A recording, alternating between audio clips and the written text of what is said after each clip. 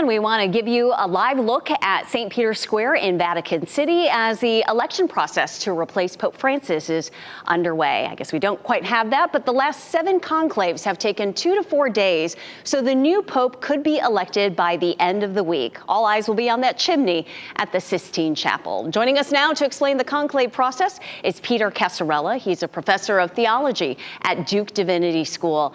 Professor, thank you so much for joining us. Can you walk us through what happens during conclave? What are the key steps that the cardinals follow behind closed doors?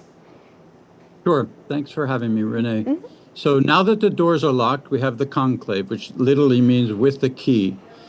Presumably, the first vote is taking place even as we speak. So each time a cardinal elector, there's 133 cardinal electors, that is the members of the College of Cardinals who are under the age of 80. Each time he goes up, he hands it to one of the 3 scrutineers. These are chosen by lot, 3 cardinals who are there to check the votes. There's also 3 infirmari to help those who are aged and can't walk, and 3 revisers to double check the ballots.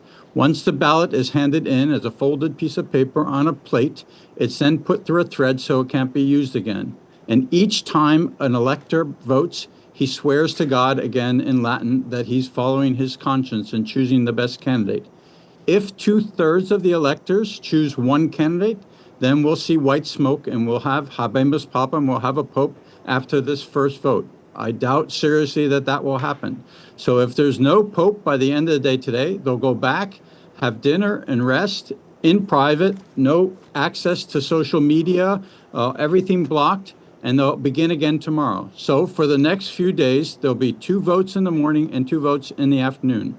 If after 3 days they don't reach 2/3, they'll take a pause, pray for a day, and then there'll be 7 more ballots after that, and then a pause. And after the 4th pause, they'll vote on the majority vote. They'll select the pope from the majority vote of the remaining 2 candidates.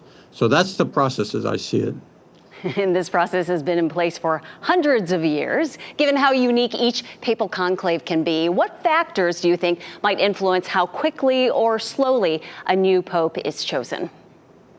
Hard to say, but I know that there's been general congregations, that is meetings of all the College of Cardinals, and each one was allowed to speak in the last 10 days.